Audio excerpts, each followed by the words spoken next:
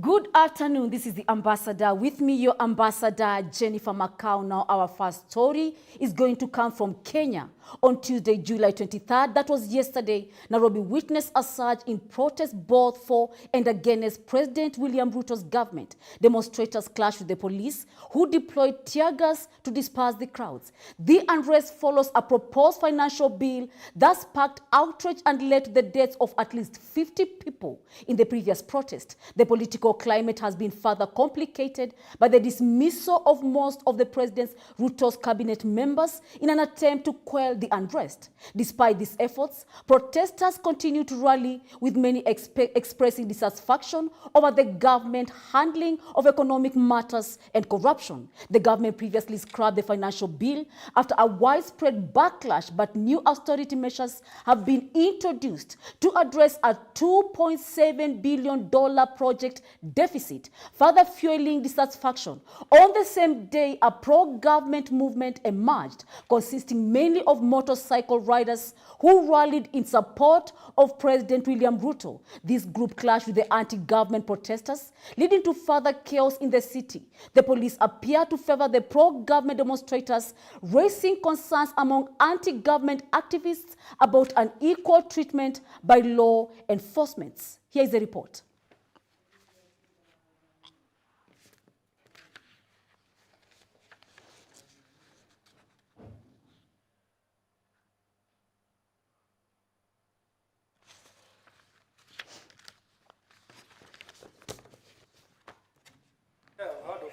Before, and I think it's a charity foundation. I don't have so much information about it.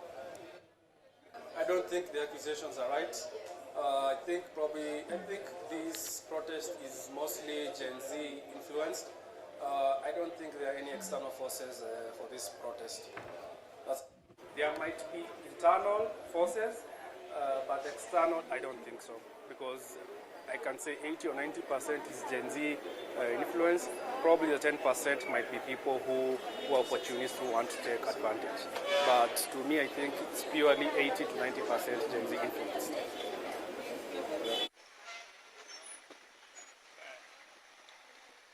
Ford Foundation. Just for the president, seriously, to be honest. But I think it's a nice company from the way I viewed on the TV, so I don't think they have any problem. I think maybe you should have concrete evidence to ensure he is not blaming them on something they have not done. So I think they are innocent unless they're guilty of charge. What do you think about the process?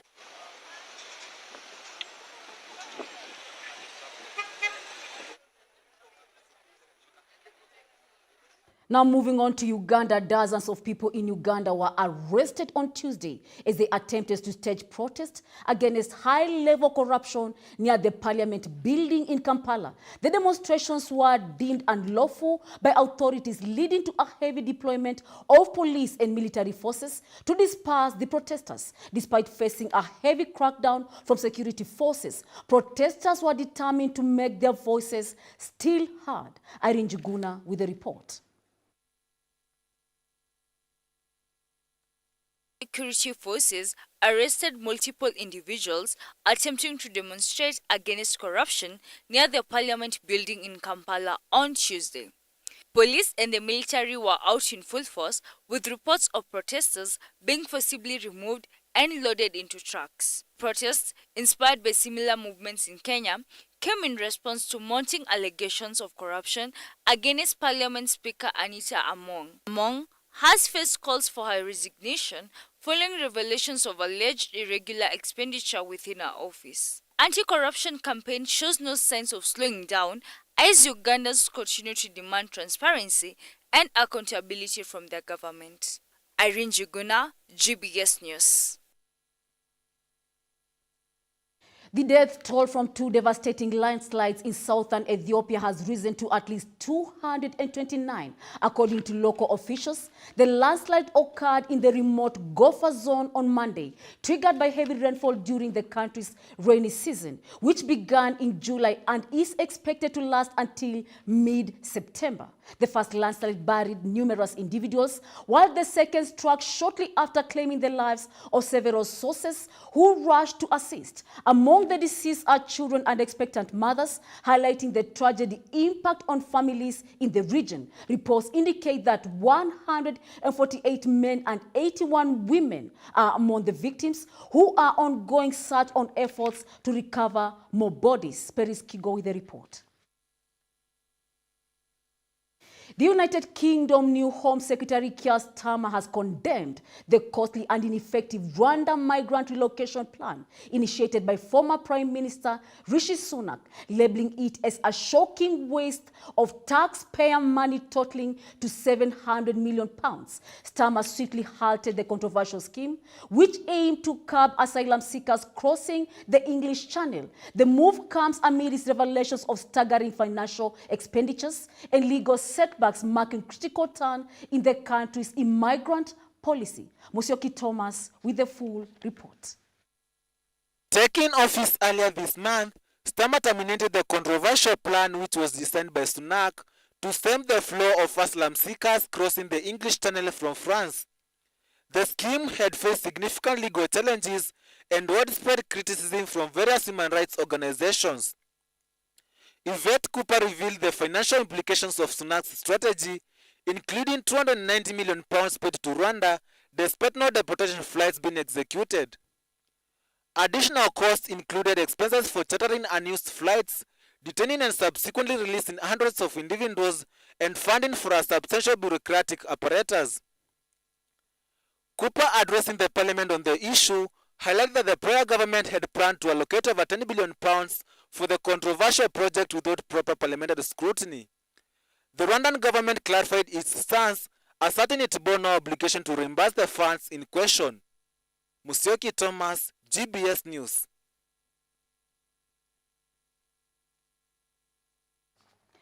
A Sierra Leone court has found 11 individuals guilty of treason and murder related on alleged coup attempt last November. Amadou Koita Mokalo, the leader of the attack, received a sentence of 182 years in prison, while the other defiants received sentences ranging from 30 to 112 years. The incident involved gunmen storming an armory and a prison, resulting in 18 security forces deaths and the release of over 2,000 inmates. Former President Ernest Bai Koroma was also charged but granted medical leave. Political tensions have escalated since the president, that is Julius Maada Bio's controversial re-election last year, as Sierra Leone continues to recover from a civil war that ended over 2 decades ago.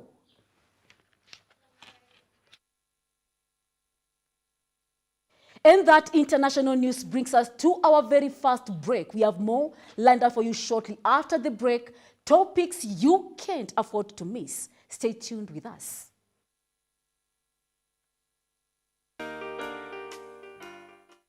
So before I introduce our guest, our amazing guest for today, we have a very short clip for you guys. Hapa tutakuonesha pencil art, how to draw a portrait ya dem.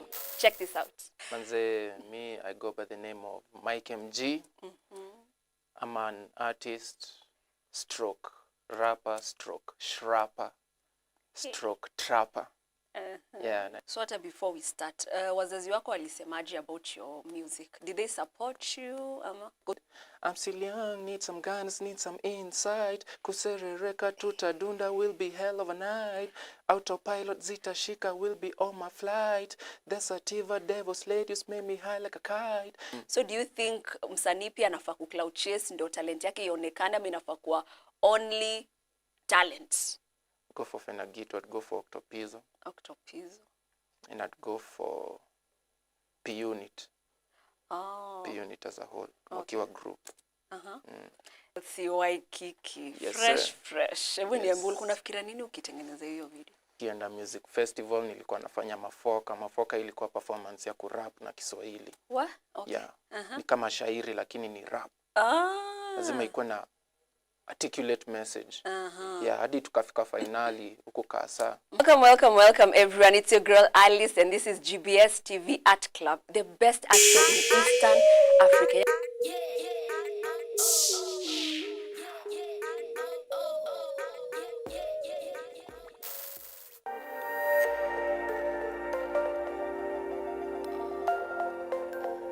everywhere.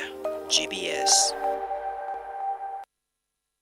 Welcome back. You are still watching The Ambassador GBS Global, and we are glad to have you join us today. The death toll from two devastating landslides in the southern Ethiopian has risen to at least 229, according to local officials. The landslides occurred in the remote Gofa zone on Monday, triggered by heavy rainfall during the country's rainy season, which began in July and is expected to last until mid-September. The first landslide buried numerous individuals, while the second struck shortly after claiming the lives of several rescuers who had been rushed to assist. Among the deceased are children and expectant mothers, highlighting the tragedy's impact on families in the region. Reports indicate that 148 men and 81 women are among the victims, who are searching efforts to recover more bodies. Perry Kigo with the full report.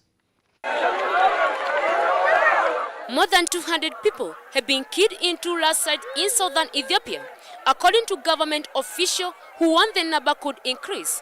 According to the state officials, the first landslide, triggered by heavy rains in a remote region of Gofa zone, occurred on Monday and was followed by a second one that buried people who had gathered to help. As images showed people digging into the red earth with their bare hands, Metuko stated they would need earth-moving machines to assist in the recovery operations. The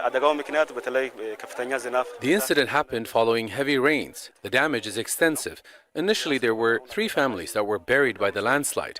We are still searching for their bodies, but the death toll surged after the people who came to rescue them also got trapped.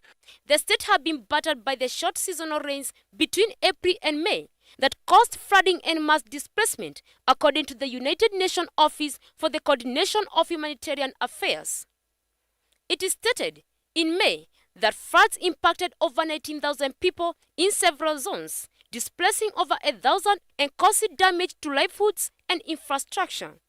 The southern region has experienced landslide previously, with at least 32 people killed in 2018 after a separate incident within a week of each other. Pedis Kego, GBS News.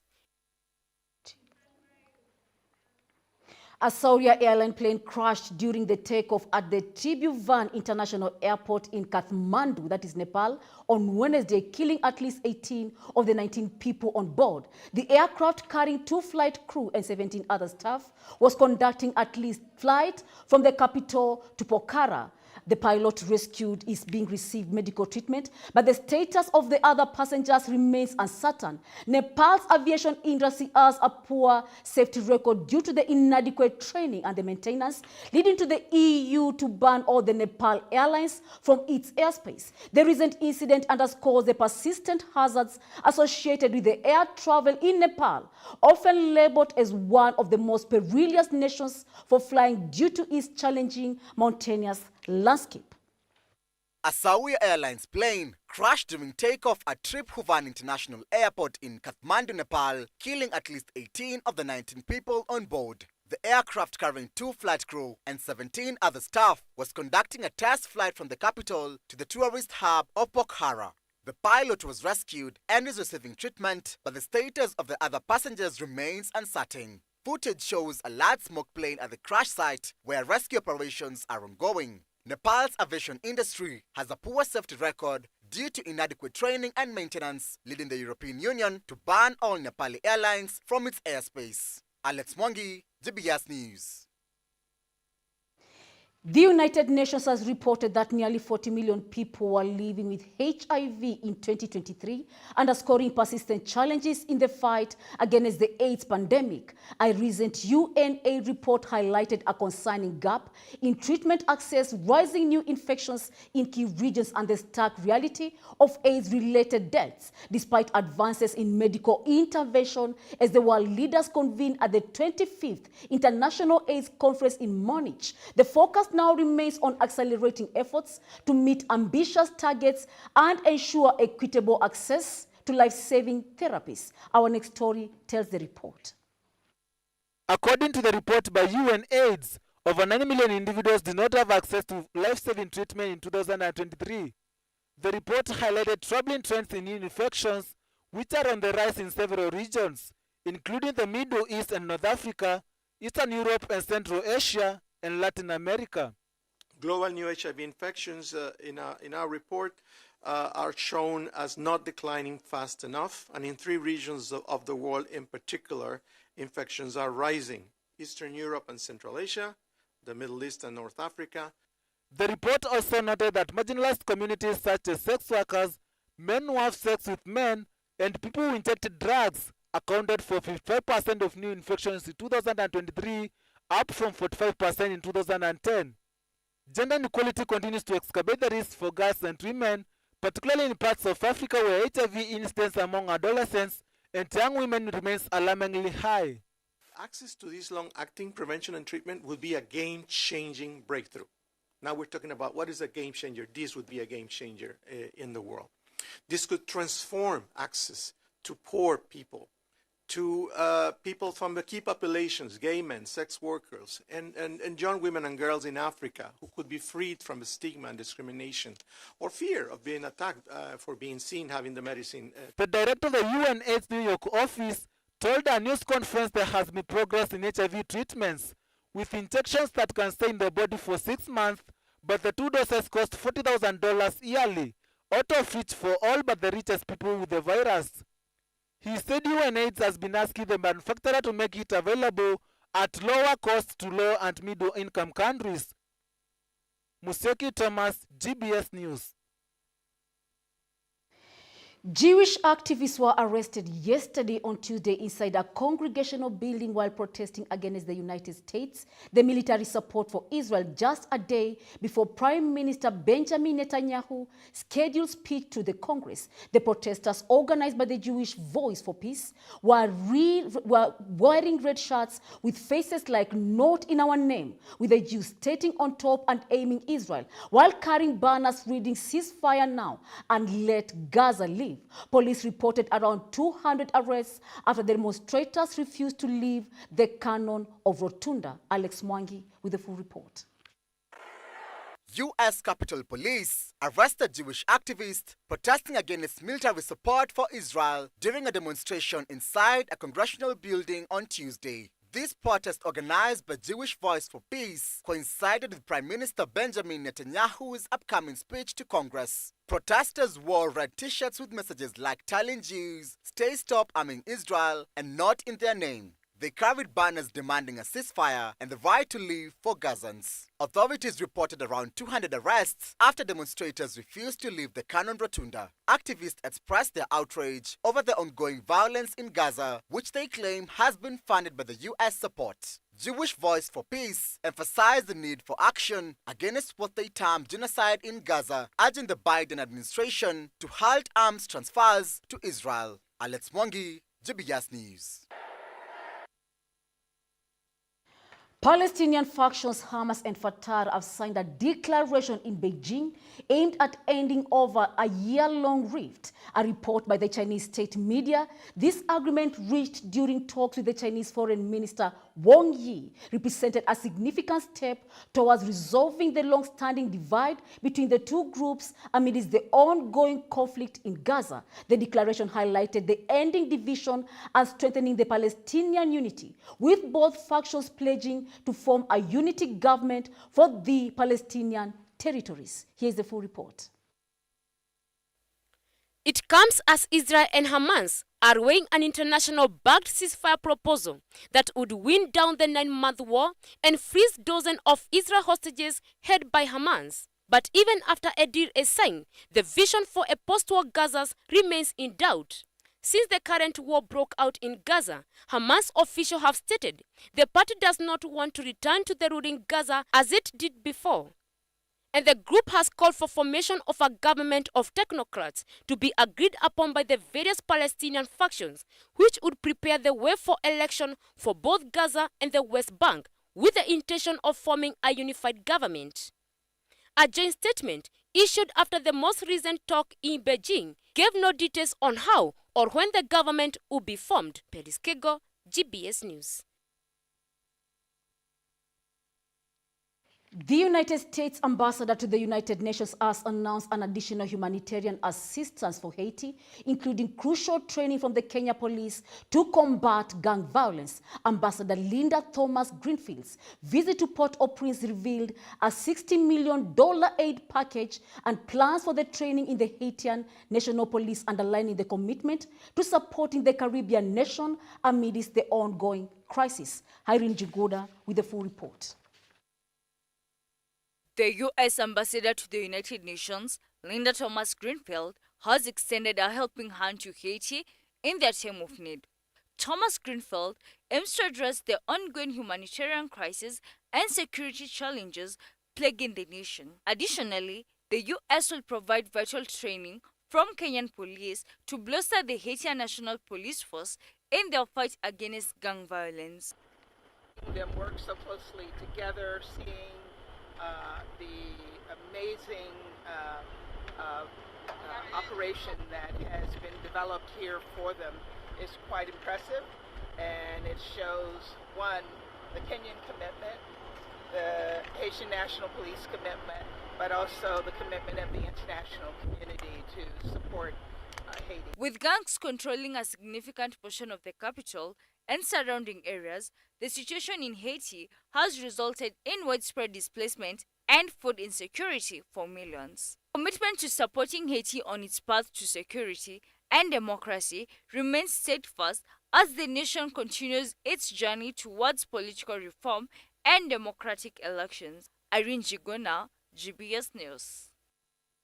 Now moving on to the matters of the United States. At her first presidential campaign rally in Milwaukee, Vice President Kamala Harris criticized former President Donald Trump, stating, and I quote, "I know Donald Trump's type," and comparing him to various offenders she had prosecuted. She accused him of wanting to take the country backwards through the project of 2025, a conservative agenda he has praised but denied direct involvement in. Harris also announced her campaign's record-breaking fundraising, raising over $81 million in the first 24 hours following President Biden's withdrawal from the race. She contrasted her grassroots efforts with Trump's reliance on wealthy donors, claiming she traded access for campaign contributions. Here is the report.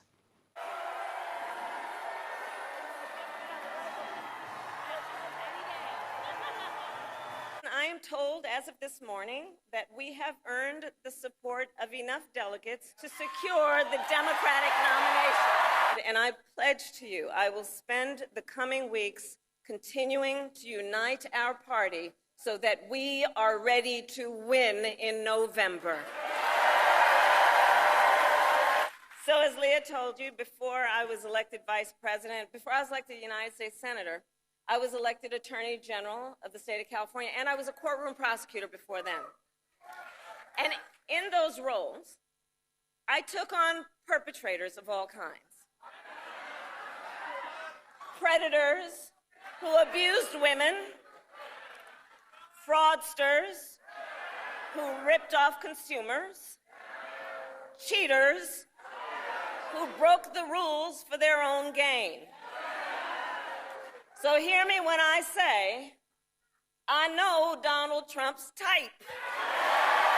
He just had the best 20. She aims to engage voters, especially among the Black and the Asian communities, while addressing challenges related to gender and public perception. Here is the full report.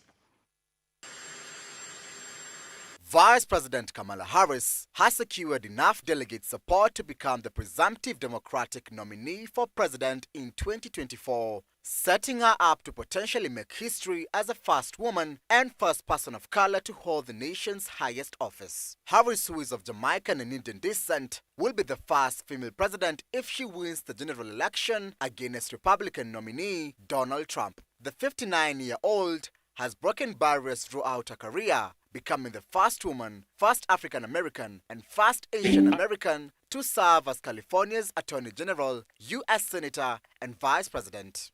While some Democrats have expressed concerns about amendments to the Evidence Act and the Criminal Procedure Code, amendments to the Evidence Act and the Criminal Procedure Code, among other necessary legislative amendments, to all statutes relating to corruption, to expedite investigations and prosecution of corruption and economic crimes cases, and provide for their conclusion within 6 months.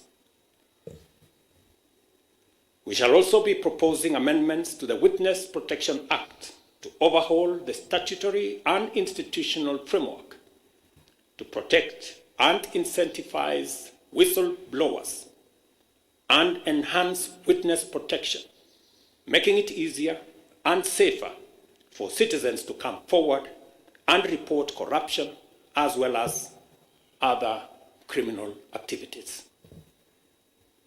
Number 3, within 90 days, we shall propose amendments to the Public Finance Management Act and Public Procurement and Disposal Acts to overhaul the institutional and operational framework of public procurement, which has been identified as the epicenter of corruption, conflict of interest, and abuses of office in the public sector, with a view to deploying digital infrastructure within the next 6 months.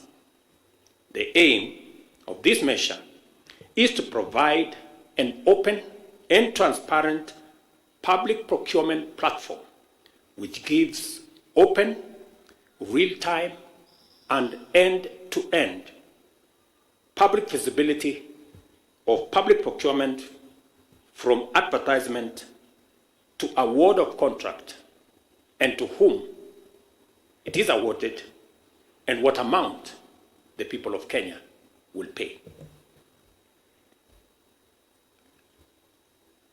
Number 4,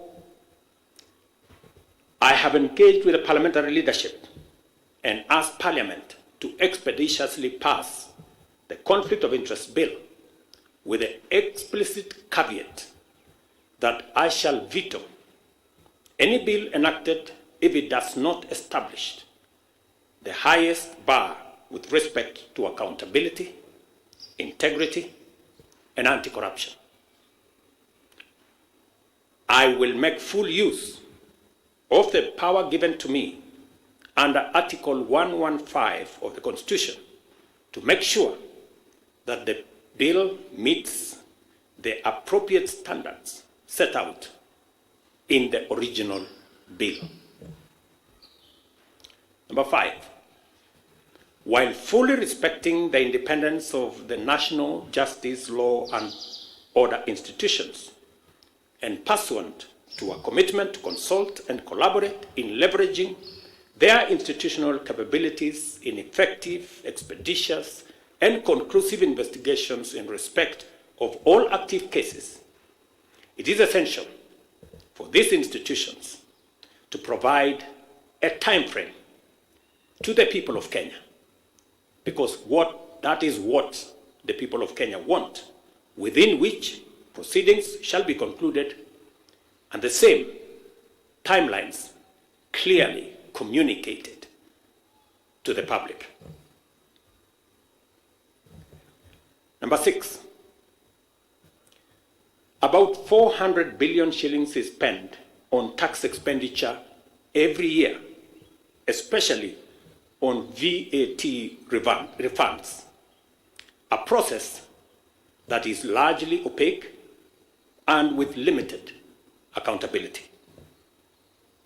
Within 90 days, I will be working with Parliament to provide a legislative and regulatory framework to make this process transparent, open, and accountable, with a view to reducing this huge public expenditure and direct savings from this exercise to the productive sectors of our economy.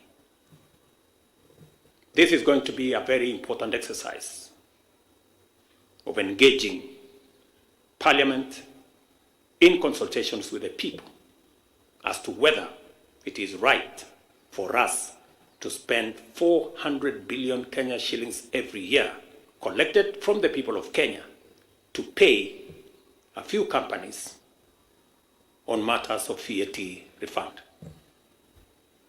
Number 7, the government will also work with Parliament to tighten legislation to reduce and eliminate imports of goods and products already manufactured in Kenya, so as to promote our value addition, our manufacturing, and industrialization program in our quest to create more jobs, create more opportunities, and create wealth in our nation.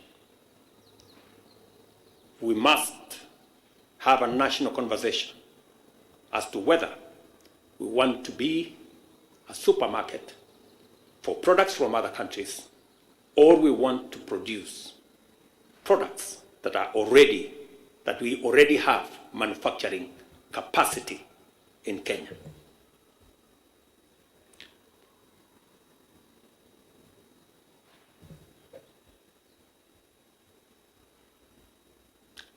In my last address to the nation, I undertook to consult a broad spectrum of stakeholders from all sectors, levels, and regions in order to constitute a broad-based government. In line with this undertaking, I will be forwarding additional names to Parliament for vetting prior to appointment based on the understanding of the Cabinet's essential role in driving the transformational agenda that makes Kenya a better, more just, and more prosperous nation for all of us. Once constituted, the new cabinet will steward our transformation agenda that is already in place in providing effective and efficient public services, expanding opportunities for employment and wealth creation, and creating a tide that lifts every boat. Our collective ambition is to turbocharge the performance of our economy to achieve our universal health coverage, which ensures that no one is left behind or impoverished on account of healthcare costs. Also offer an equitably funded education system which looks out for learners from vulnerable backgrounds and ensure that Kenyans from all walks of life live in safe and dignified housing through our affordable housing program. Additionally, our transformation agenda commits to provide reliable clean water, last-mile connectivity of electricity, and to secure more business opportunities for enterprises and employment opportunities for our young people, both here at home and abroad. Our explicit aim is to transform Kenya into a middle-income society, and it is essential for us to urgently mobilize adequate resources to fund these necessary programs and projects. Consequently, after extensive consultations, I have nominated the following persons for consideration and approval by the National Assembly for appointment as Cabinet Secretaries. I commend the leadership of diverse organizations, both in public and private sectors, including political parties, for their encouraging response to my outreach to consult on forming a broad-based government. Their willingness to set aside partisan positions and interests in order to join a visionary partnership for the radical transformation of Kenya is a historic gesture of their patriotism. I know and I understand acutely the huge expectation of the people of Kenya on me and this administration. And I equally understand that that responsibility can be made easier if we work together as a nation. And as I said, the opportunity we have to work together across political lines, across different divisions, is much more greater than the challenge and the crisis we have in our hands. I take this opportunity to express my appreciation for their commitment and reiterate my pledge to engage alongside them in a national conversation that is inclusive, citizen-centered, and aimed at consolidating and accelerating the actualization of inclusive growth and national transformation.